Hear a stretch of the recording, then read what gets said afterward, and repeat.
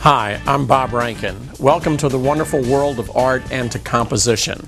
As a teacher of over 30 years in the Raleigh Public Schools, I've always had an interest in having students to come up with their strongest compositions and how to teach them to see. And I have a little tricks of the trade here that I'd like to bring into use and to show you how you can actually start to look at the ordinary in an extraordinary light.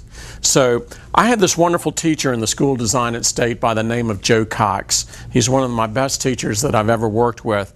And he had this saying that it's always stuck with me.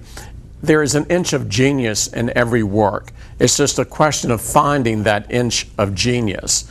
So I'm going to use one of my paintings that I worked on a couple of weeks ago and to look at it as kind of a hybrid. So I have all of this information on this large 4 by 6 foot canvas, and let's assume I consider this to be a completed piece, but then how can I learn from it? How can I take information from this that might lead me into the new direction?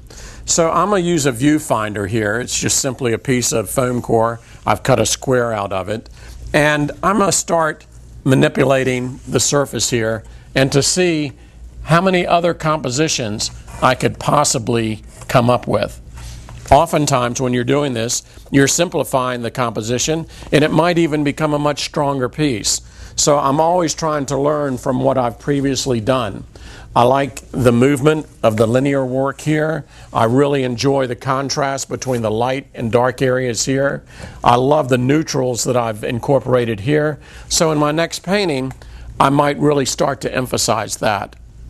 Another fun thing to do, in a way that I've had students work on in the past, is that I'll have them start to look through magazines. Some of the better magazines would be National Geographic's because they use some of the best photographers in the world, but also fashion magazines are great, newspapers are great, car ads are great, anything that is graphically strong. Interview magazine has some of the most interesting advertisements that you can come up with abstract compositions from.